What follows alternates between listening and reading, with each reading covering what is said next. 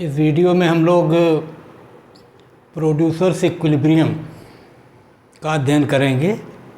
उत्पादक की संस्थिति या उत्पादक का संतुलन, और इस संतुलन को हम लोग यहाँ पर आइसो प्रोडक्ट कर्व या समोत्पाद वक्रों के माध्यम से समझाने का प्रयास करेंगे। पहले हम जान लें कि उत्पादक का संतुलन क्या होता है या उत्पादक की संस्थिति या प्रोड्यूसर्स इक्विलिब्रियम क्या होती है, और किन परिस्थितियों में इसे दिखाया जा सकता है या प्रदर्शित किया जाता है। तो पहले हम आपको उन परिस्थितियों का ध्यान दिला दें जिनके अंतर्गत हमको उत्पादक के संतुलन या संस्थिति के बारे में अध्ययन करना है। पहली बात तो ये है कि उत्पादक जो है वो विवेकशील है, रेशनल है। और विवेकशील का मतलब ये होता है कि वो अपने सारे निर्णय लेते समय अपनी बुद्धि का प्रयोग करता है और उचित या सही निर्णय लेता है। और क्योंकि उसका लक्ष्य उत्पादन को अधिकतम करना है, लाभ को अधिकतम करना है, या दूसरी भाषा में हम कह सकते हैं कि लागत को न्यूनतम करना है, और इसलिए वह अपने इस लाभ को अधिकतम करने के लिए जो भी निर्णय उचित होगा वो लेगा, और ऐसा निर्णय लेने में वो सक्षम है। उसे परिस्थितियों का पूरा ज्ञान है। कौन सी वस्तु बनानी है, कैसे बनानी है, किन किन साधनों को लगाना है, कहाँ पर कैसे बेचा जाएगा, ये सब के बारे में वो आकलन कर सकता है। वो इस रूप में विवेकपूर्ण है। दूसरा ये है कि सरलता के लिए ये माना जा रहा है कि उत्पादन के केवल दो ही साधनों का वो उपयोग कर रहा है, और अब हम कह सकते हैं कि एक साधन श्रम है, दूसरा पूंजी है। और उत्पादन के दोनों साधनों के मूल्य दिए हुए हैं और ये स्थिर रहेंगे, अर्थात उत्पादन प्रक्रिया के दौरान ये बदलेंगे नहीं। तो उत्पादन के साधनों के मूल्य दिए हुए हैं, वो उत्पादक को ज्ञात है। इसी तरह उत्पादक की आय भी ज्ञात है और वो स्थिर है, अर्थात उत्पादक को कितना व्यय करना है, उसके लिए जो उसकी आय है वो दी हुई है, और उसी आय की सीमा के अंतर्गत वो उत्पादन के विभिन्न साधनों को लगाना है उत्पादन की प्रक्रिया में, और उसके माध्यम से उत्पादन करना है। और उत्पादन करते समय उसको अपने लाभ को अधिकतम या लागत को न्यूनतम करना है। तो इस रूप में इतनी मान्यताओं के अंतर्गत अब हम परिभाषित कर सकते हैं उत्पादक के संस्थिति को, उत्पादक के संतुलन को। और इस प्रकार से हम कह सकते हैं कि उत्पादक के संतुलन की स्थिति जो है वो एक ऐसी स्थिति है जिसमें उत्पादक उत्पादन के दो साधनों को उनके दिए हुए मूल्य पर अपनी एक निश्चित आय से उतनी मात्रा को उत्पादन प्रक्रिया में लगाता है जिससे उसका उत्पादन अधिकतम हो जाए। उत्पादन अधिकतम होने का तात्पर्य यहाँ ये है कि अधिक से अधिक इन साधनों से जितना उत्पादन हो सकता है वो संभव हो जाए। और अगर उत्पादन अधिकतम है तो निश्चित तौर पर उसका लाभ भी अधिकतम होगा।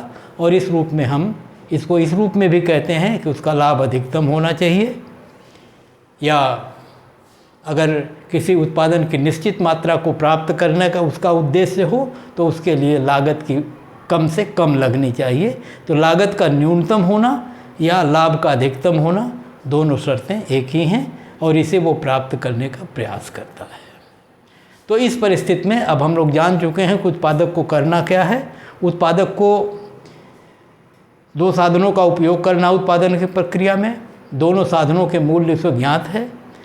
इस मूल्य पर इन साधनों की मात्रा को उत्पादन प्रक्रिया में लगाना है, और इसके लिए उसकी सीमित आय है, उसी दी हुई आय के अंतर्गत उसको इन दोनों साधनों को उत्पादन में लगाना है और इस प्रकार से लगाना है। अर्थात उन साधनों के इसी साधन की मात्रा को जब वो चयन करेगा कि श्रम की कितनी मात्रा हो, पूंजी की कितनी मात्रा हो, तो यहीं पर उसको तय करना है कि इनकी मात्राओं को हम किस तरह लगाएं या कितनी कितनी लगाएं जिससे हमारा उत्पादन अधिकतम हो जाए। और अगर वो ये निर्धारित कर ले जाए कि श्रम की इतनी मात्रा और पूंजी की इतनी मात्रा लगाने से उसका उत्पादन अधिकतम हो जाएगा, तो वो उतनी मात्राओं को लगाएगा और कहा जाएगा कि उत्पादक जो है वो संतुलन में है। इस संतुलन या संस्थिति की प्रक्रिया को हम समुत्पाद वक्रों के माध्यम से चित्रित करेंगे और दिखाने का प्रयास करेंगे। हम लोग जानते हैं कि समुत्पाद वक्र जो है उसके बारे में, क्योंकि उपभोक्ता उत्पादक विवेकशील है और किन किन साधनों को कितनी कितनी मात्रा लगाने से कितना कितना उत्पादन होगा, इसका वो आकलन या अनुमान लगा सकता है। यही है विवेकशीलता की शर्त। और इस प्रकार उत्पादक दोनों साधनों के विभिन्न संयोगों से जो उत्पादन होंगे, उत्पादन संभव हैं, उनके संदर्भ में वो आइसो प्रोडक्ट कर्व या समुत्पाद वक्रों की कल्पना कर सकता है। और इस प्रकार से अनेकों संयोगों से अनेकों समुत्पाद वक्र खींचे जा सकते हैं, उसकी वो कल्पना कर सकता है। और इस प्रकार से हम तमाम समुत्पाद वक्र बना सकते हैं जिसकी कल्पना उत्पादक करेगा। हमने एक चित्र यहाँ बनाने का प्रयास किया है। इस चित्र में हमने दो साधनों को लिया है। एक्स अक्ष पर हमने श्रमिक दिखाए हैं, लेबर, और वाई अक्ष पर हमने पूंजी को, कैपिटल को दिखाया हुआ है। और यहाँ पर आप देख सकते हैं कि हमने 4 वक्र बनाए हैं। वक्र तो पूरे इस क्षेत्र में असंख्य बन सकते हैं और इतने बन सकते हैं कि हर एक वक्र दूसरे को छू जाएगा, लेकिन उनमें से कुछ वक्रों को हमको चिन्हित करना है। इस नाते समझाने के लिए हमने कुछ वक्र बनाए हैं जिसमें से हमने 4 वक्रों का उल्लेख किया है और इनका नामकरण किया है IPC1 आइसो प्रोडक्ट कर्व पहला, उसके ऊपर IPC2, फिर IPC3, फिर IPC4। इस तरह से हमने 4 वक्रों का उल्लेख किया है। इन 4 वक्रों पर जैसा कि हम समुत्पाद वक्रों के परिभाषा या उनके विशेषताओं के आधार पर जानते हैं कि प्रत्येक समुत्पाद वक्र पर जितने संयोग हैं 100 श्रम और पूंजी के, वो समान उत्पादन को प्रदर्शित करते हैं। इसका मतलब प्रथम वक्र पर, पूरे वक्र पर कहीं पर भी किसी भी संयोग या बिंदु को हम चयन करेंगे तो उससे उतने उत्पादन प्राप्त होगा जिससे उसके इसी वक्र के दूसरे संयोग या बिंदु पर प्राप्त होगा। अर्थात एक वक्र पर उत्पादन का स्तर समान है। उसके ऊपर वाला वक्र, जैसा कि हम जानते हैं कि समुत्पाद वक्र में ऊपर का वक्र निचले वाले वक्र की तुलना में उत्पादन के ऊंचे स्तर को प्रदर्शित करता है, इसलिए IPC1 की तुलना में IPC पर उत्पादन का स्तर ज़्यादा होगा। इसी तरह से IPC3 पर IPC2 से भी ज़्यादा होगा और IPC4 पर सबसे ज़्यादा होगा अगर हम इन चारों वक्रों को देखें तो ये समुत्पाद वक्र है। इनकी कल्पना उत्पादक कर सकता है, अनुमान लगा सकता है, उनके आधार पर इन्हें खींचा जा सकता है। लेकिन इस समुत्पाद वक्र पर जो श्रम और पूंजी के विविध संयोग हैं, उन सभी संयोगों को उत्पादक प्राप्त नहीं कर सकता। इसलिए नहीं प्राप्त कर सकता क्योंकि उसकी आय सीमित है। वो केवल उन्हीं संयोगों को प्राप्त कर सकता है जो श्रम और पूंजी के दिए हुए मूल्य पर अपनी आय से वो खरीद सकता है। अब अपनी आय से किन संयोगों को खरीद सकता है, ये उसकी सीमा है, जिसे हम गणितीय भाषा में कहते हैं ये उसके सामने कंस्ट्रेंट है, प्रतिबंध है। और इस प्रतिबंध को हम देखने के लिए हम देख सकते हैं कि इस हमारे जो समुत्पाद वक्र का स्वरूप दिया हुआ है, इसमें से किन संयोगों को वो खरीदने में सक्षम है और किन संयोगों को खरीदने में सक्षम नहीं है। और जिन संयोगों को खरीदने में सक्षम होगा अपनी आय से उनके दिए हुए मूल्यों पर, उनमें से उन संयोग को वो खरीदने का प्रयास करेगा जिससे उसका उत्पादन अधिकतम हो जाए। तो आए हम देखें कि वो सीमा क्या है जो आय और दोनों साधनों के मूल्य से निर्धारित होगी। तो स्पष्ट है कि अगर उत्पादक के आय दी हुई है और किसी वस्तु का साधन का मूल्य दिया हुआ है, तो हम ये पता लगा सकते हैं कि अगर वो अपनी पूरी आय को खर्च कर दे तो कितना श्रमिक खरीद सकता है। जैसे मैं ये अगर कहूँ कि उसके पास 1000 रुपये हो और एक श्रमिक का मूल्य 100 रुपये हो, ये प्राइस ऑफ लेबर जो है ये 100 है, उसकी आय बराबर 1000 है। तो अगर 1000 पूरा का पूरा खर्च करे तो वो ज़्यादा से ज़्यादा 10 श्रमिकों को खरीद सकता है, अर्थात 10 श्रमिक से ज़्यादा वो नहीं खरीद सकता। इसी प्रकार अगर पूंजी की मात्रा दी हुई हो, पूंजी का मूल्य दिया हुआ हो और अपनी आय से वो पूंजी को खरीदे, तो उतनी ही मात्रा खरीद पाएगा जितनी कुल आय को पूंजी के मूल्य से भाग देने पर हमें भागफल मिलेगा। तो ये तो अधिकतम राशि हुई जो श्रम और पूंजी की राशि हुई। और अगर दोनों को खरीदना चाहे तो इन दोनों सीमाओं के बीच में किसी संयोग को वो खरीद सकता है। अगर हम अपने चित्र में आपको दिखाने का प्रयास करें, अगर हम ये कहें कि जो श्रम का मूल्य दिया हुआ है, अपनी पूरी आय वो खर्च करके श्रमिकों की मात्रा को खरीदे, केवल श्रमिक, पूंजी को नहीं, और हम ये माने कि वो OL श्रमिक खरीद सकता है, जैसे हम कह रहे थे कि 1000 से 10 श्रमिक खरीद सकता है, उसी तरह से हम कह रहे हैं कि अगर वो पूरी आय खर्च करके केवल श्रमिकों की मात्रा खरीदे तो OL श्रमिक खरीद सकता है। इसी तरह अगर पूरी आय खर्च करके केवल पूंजी खरीदे तो हमने कहा कि वो OP पूंजी खरीद सकता है। अगर दोनों को खरीदना है उसको तो कहा जाएगा कि क्योंकि OP पूंजी खरीदेगा तो पूरी आय खर्च हो जाएगी, और अगर श्रम को भी खरीदना है तो कुछ आय उसमें से निकालना पड़ेगा। इसका मतलब पूंजी की कुछ मात्रा घटानी पड़ेगी, अर्थात पूंजी की मात्रा OP से कम होगी, तब जाके हम L की कुछ मात्रा खरीद सकेंगे। इसी तरह अगर हम पूंजी भी खरीदना चाहें L के साथ तो श्रम की कुछ मात्रा घटा के ही पूंजी की मात्रा खरीद पाएंगे, अर्थात दोनों साधनों की जब मात्रा खरीदेंगे तो उसमें श्रम और पूंजी की मात्राएं OP और OL से कम होंगी। और ऐसे अनेक स्थितियां होंगी जिसमें वो श्रम और पूंजी के विभिन्न कॉम्बिनेशंस या संयोग को खरीद सकता है। और जिन संयोगों को खरीद सकता है, अगर P और L को हम एक सीधी रेखा से मिलाएं तो हमें एक रेखा जो मिल रही है जिसको हम कह रहे हैं PL, तो इस रेखा पर जितने भी L और मतलब श्रमिक और पूंजी के संयोग बनेंगे उनमें से किसी एक संयोग को वो खरीद सकता है।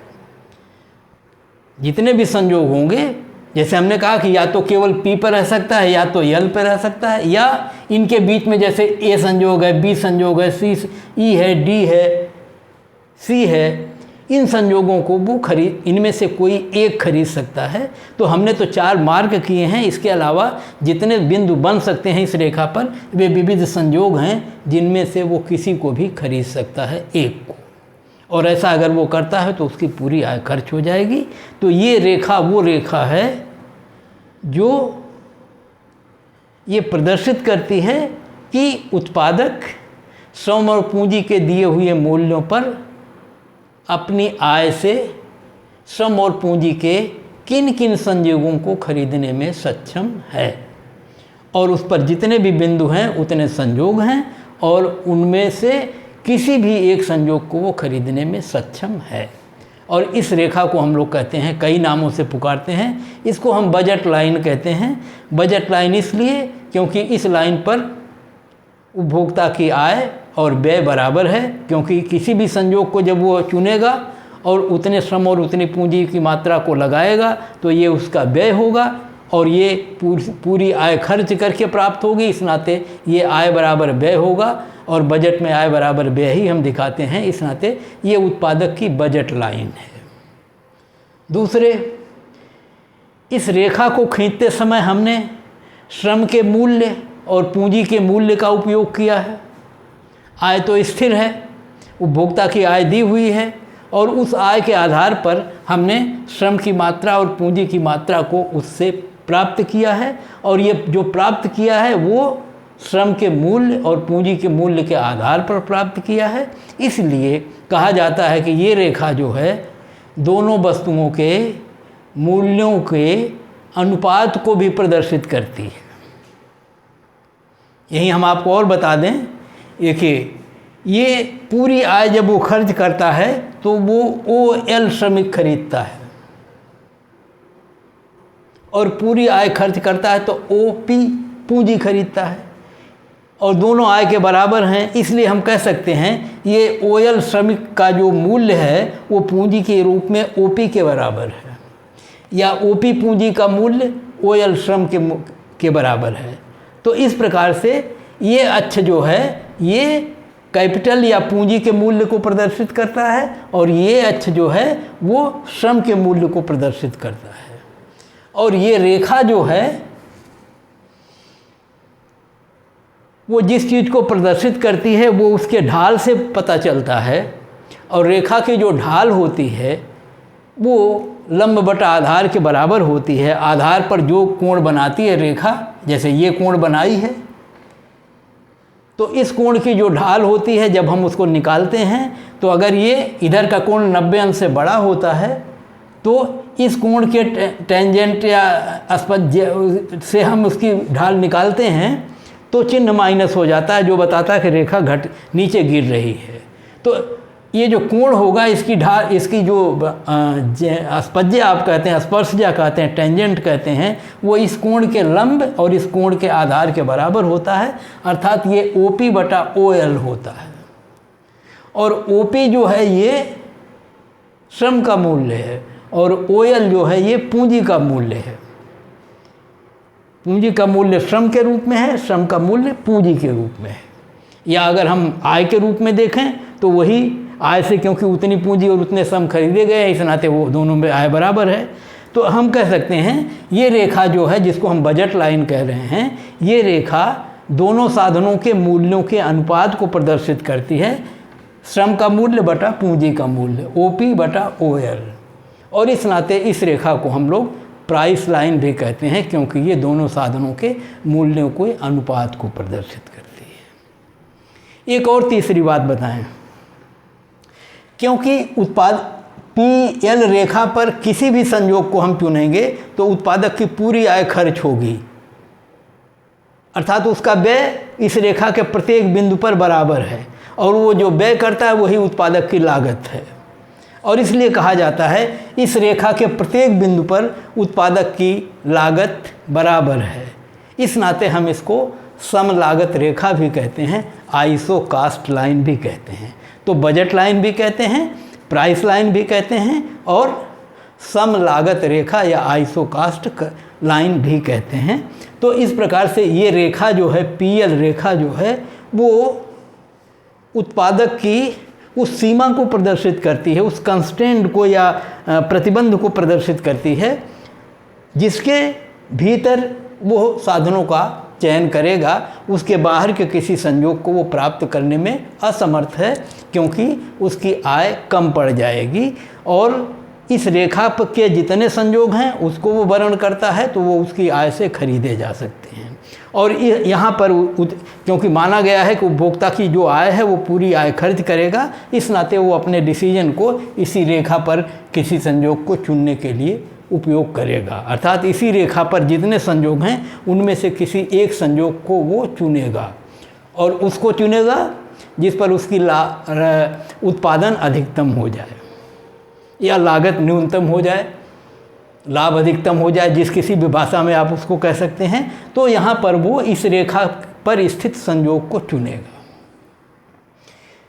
तो अब इस चित्र में हमारे पास जो हमारे कई समुत्पाद वक्र थे, आइसो प्रोडक्ट कर्व थे 4, उनमें से उन संयोगों को हमको छोड़ देना है जो उस कीमत रेखा के बाहर हैं और जो उस कीमत रेखा के नीचे हैं। हमको केवल चुनना है उन संयोगों को जो उस कीमत रेखा या बजट लाइन पर पड़ते हैं। और अगर हम इस अपने चित्र में देखें तो हमारे इन चारों वक्रों में से 3 वक्र जो है इसकी सीमा में आते हैं, और ये A बिंदु, B बिंदु, E बिंदु, C बिंदु और D संयोग, ये 5 संयोग ऐसे हैं जिन्हें उत्पादक प्राप्त कर सकता है इस दिए हुए समुत्पाद वक्र की स्थिति में।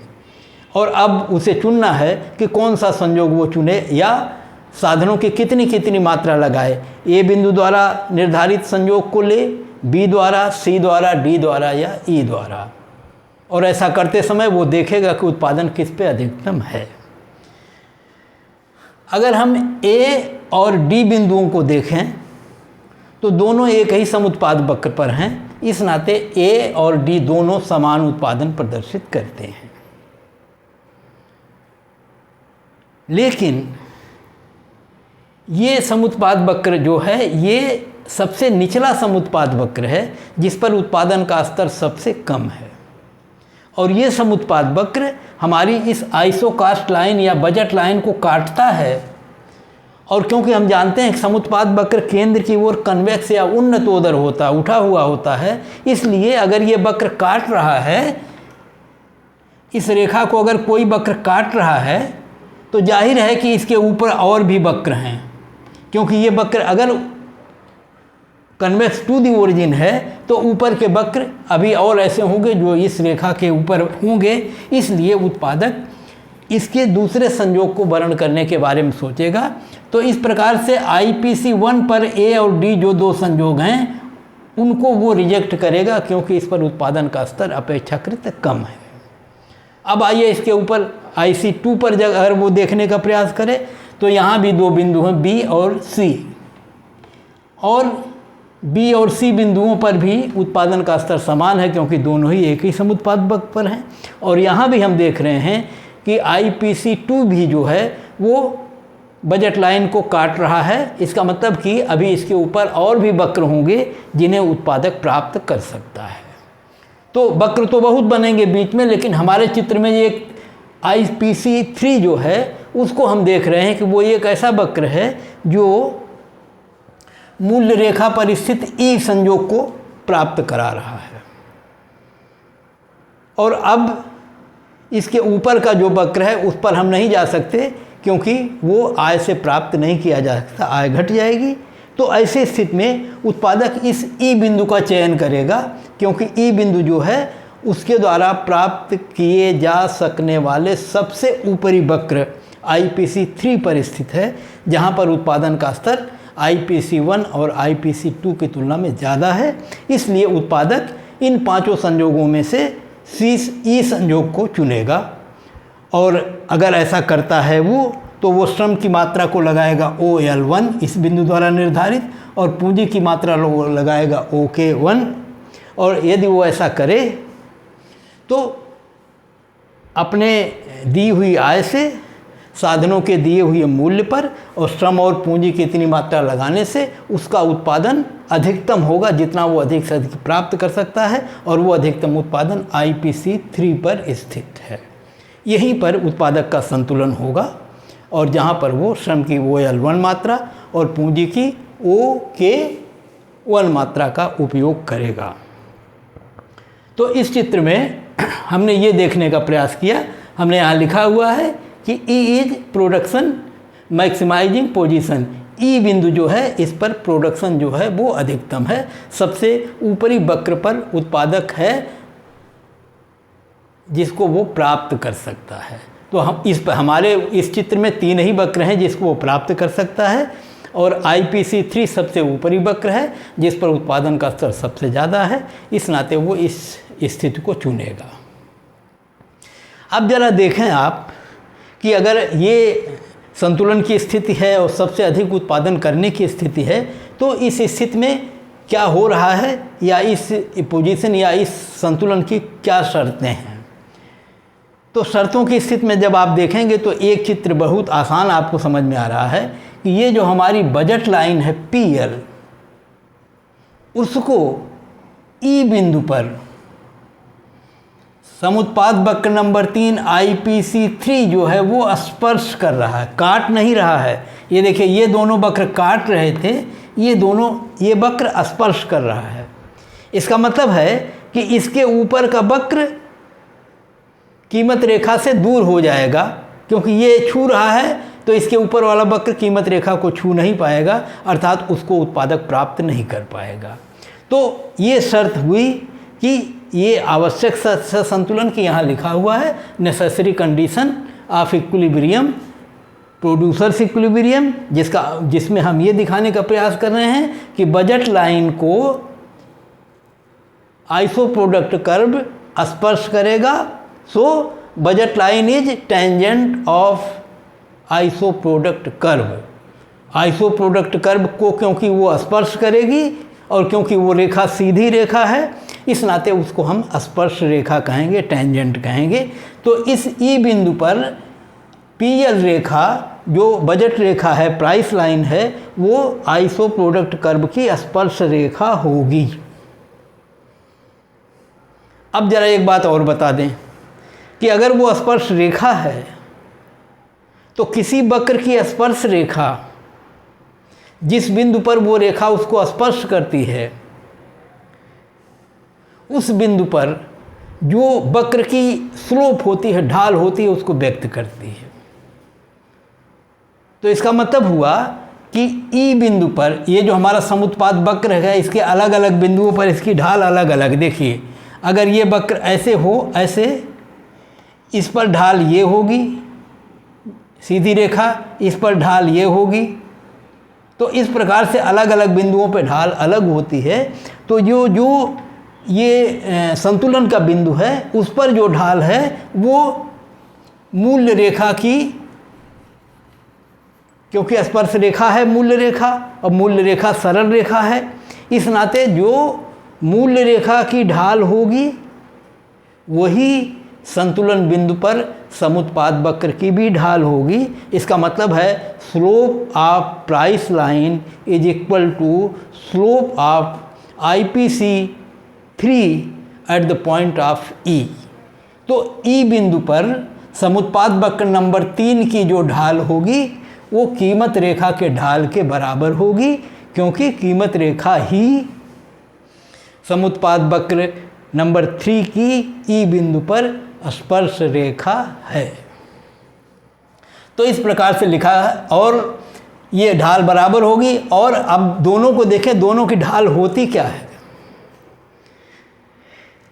इसके पहले 2 वीडियो हमने बनाए हैं समुत्पाद वक्र पर, एक समुत्पाद वक्र पर जिसमें समुत्पाद वक्र के बारे में पूरा विवरण है, और दूसरा समुत्पाद वक्र की कैरेक्टरिस्टिक्स या विशेषता पर। तो जो पहला है जिसमें समुत्पाद वक्र के बारे में बताया गया है, उसमें समुत्पाद वक्र के ढाल की चर्चा की गई है। और समुत्पाद वक्र की ढाल क्या होती है? वास्तव में जब हम एक समुत्पाद वक्र के एक बिंदु से दूसरे बिंदु पर जाते हैं, ये देखिए, यहाँ से अगर यहाँ पे जाते हैं तो पूंजी की कुछ मात्रा छोड़ते हैं, इसको कहते हैं डेल्टा के, और उसके बदले में श्रम की कुछ मात्रा बढ़ाते हैं, इसको कहते हैं डेल्टा एल। तो जब हम ए बिंदु से बी बिंदु पर जाते हैं तो जितनी मात्रा पूंजी की छोड़ते हैं और जितनी मात्रा श्रम की लेते हैं उसको हम कहते हैं डेल्टा के अपान डेल्टा एल। और यही है समुत्पाद वक्र की ढाल। और इस ढाल को जब हम इस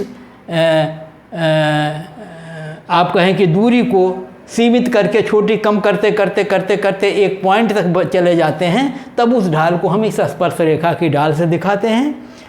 तो बातें दोनों एक ही हैं। और तब ढाल क्या हो जाती, देखिए, पहले हम कह रहे इतना बटा इतना, और अब कहेंगे OP बटा OL। बात वही है, पहले हम इस रेखा का एक छोटे से खंड को लेते थे दोनों पर, अब उसी रेखा के पूरे हिस्से को ले लेते हैं। इस नाते इस रेखा पर जब हम ढाल निकालेंगे, इस रेखा पर, तो जो ढाल इस बिंदु पर आएगी, जो इस बिंदु पर आएगी, जो इस बिंदु आएगी, सब बराबर होंगी ढाल रेखा पर, क्योंकि वो सीधी रेखा है। तो इसलिए चाहे हम यहाँ से यहाँ जाएं तब ढाल निकालें, चाहे हम इस बिंदु पर निकालें, चाहे इस बिंदु पर निकालें, सब बराबर हैं। तो इस स्थिति में डेल्टा के बटा डेल्टा एल, या जब हम इधर से घटा के इधर जाते हैं तो डेल्टा एल अपान डेल्टा के, दोनों तरह से हम इनके समुत्पाद वक्रों की ढाल को लिखते हैं। और ये समुत्पाद वक्र की ढाल डेल्टा के अपान डेल्टा एल होगी, या डेल्टा एल अपान डेल्टा के होगी। तो जब हम के को छोड़ते हैं, के लेते हैं और यल को छोड़ते हैं तो हम कहते हैं यल के लिए के की प्रतिस्थापन की दर, कितना यल छोड़ के कितना के लेते हैं, और जब हम के को छोड़ के यल को लेते हैं तो हम कहते हैं कितने के लिए कितना यल। तो दोनों को हम कहते हैं, और इसी रेट को आप कहते हैं marginal rate of technical substitution, प्रतिस्थापन की या प्राविधिक प्रतिस्थापन की सीमांत दर, जिसका मतलब ये होता है कि श्रम की कितनी मात्रा छोड़ के हम श्रम पूंजी की कितनी मात्रा ले रहे हैं, दोनों को अनुपात को हम प्राविधिक प्रतिस्थापन की सीमांत दर कहते हैं। और यही दर जो है वो समुत्पाद वक्र की ढाल होती है। तो समुत्पाद वक्र की ढाल ये होती है, और मूल्य रेखा की ढाल क्या होती है उसको हमने बता दिया, वो OP बटा OL होती है। और OP जो है ये श्रम का मूल्य है और OL जो है ये पूंजी का मूल्य है। इसलिए हम इसको अगर OP बटा OL कहते हैं तो हम कहेंगे पूंजी का मूल्य बटा श्रम का मूल्य, price of capital divided by price of labour. या जब हम इधर बटा उधर करते हैं OL अपान OP करते हैं तब हम इसको लिखते हैं price of labour upon price of के, श्रम का मूल्य बटा पूंजी का मूल्य। और जब हम दूसरा कहते हैं तो पूंजी का मूल्य बटा श्रम का मूल्य करते हैं। तो वो उस बारे में हमको थोड़ा सजग रहना पड़ेगा, उल्टा न लिखा जाए। तो ऐसी स्थिति में जब दोनों ढालें बराबर होंगी तो हम कहेंगे कि मूल्य रेखा की ढाल क्या होती है और समुत्पाद वक्र की ढाल क्या होती है।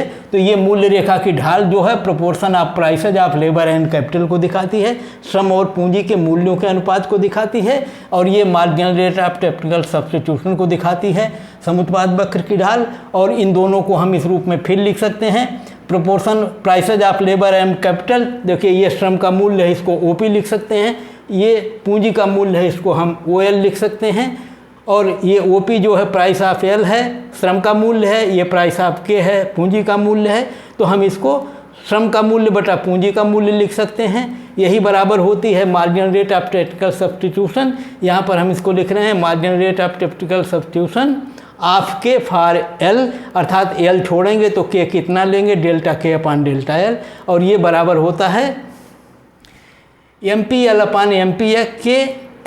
इसको आप उस वीडियो से भी पढ़ सकते हैं और यहाँ पर भी हम आपको दिखा सकते हैं। देखिए जब हम यहाँ से चलते हैं समुत्पाद वक्र पर एक बिंदु से दूसरे बिंदु पर, तो ये डेल्टा K छोड़ते हैं और डेल्टा L लेते हैं। A से जब B पर जाते हैं तो दोनों बिंदुओं पर उत्पादन समान होता है।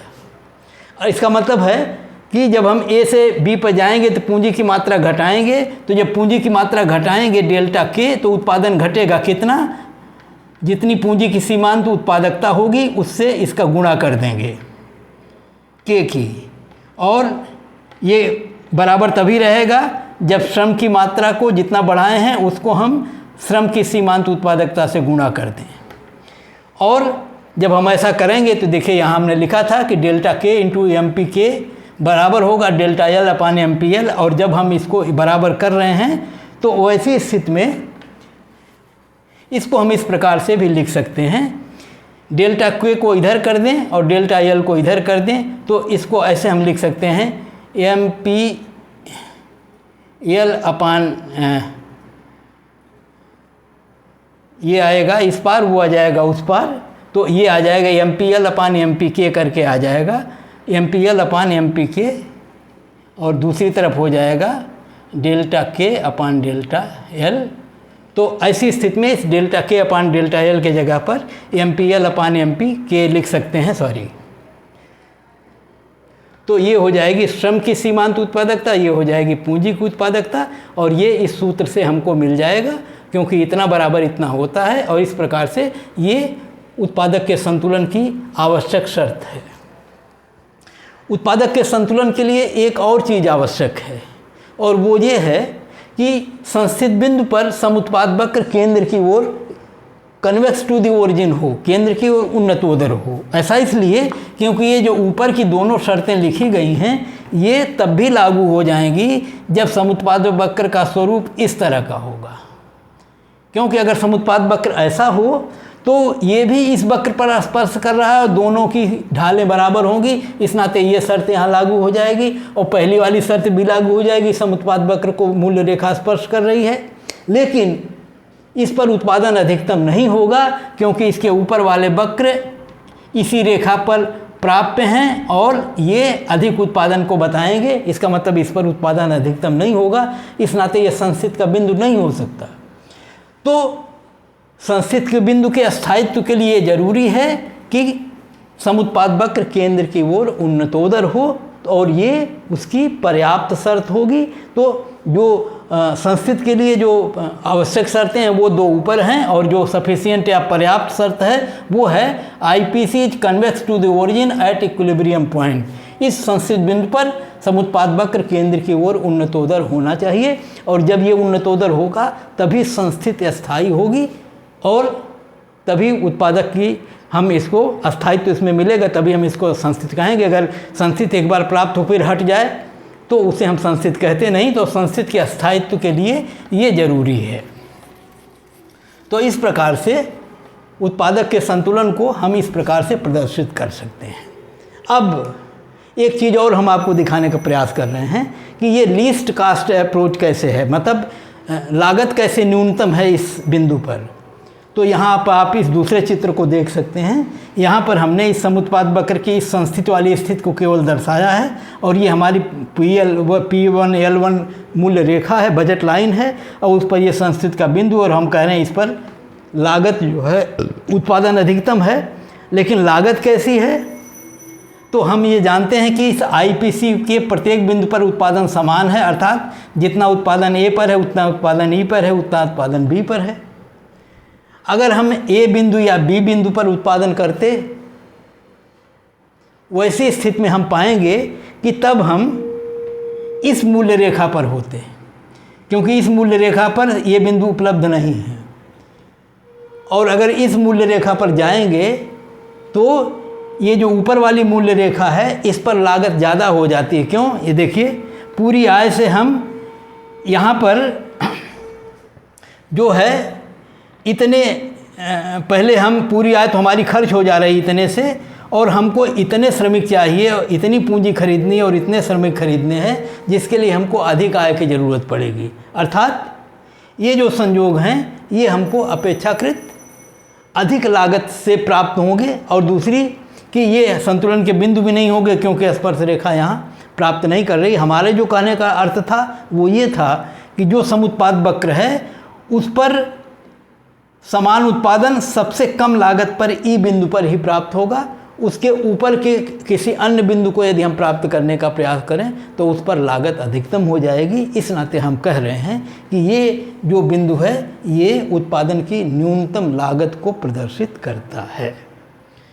तो ये दिखाने का हमने प्रयास किया कि पूरी आय से इतने साधन वो खरीद सकता है, और अगर इन बिंदुओं को हम प्राप्त करने का प्रयास करें तो हमको ज़्यादा आय की ज़रूरत पड़ेगी जो उपभोक्ता के पास है नहीं।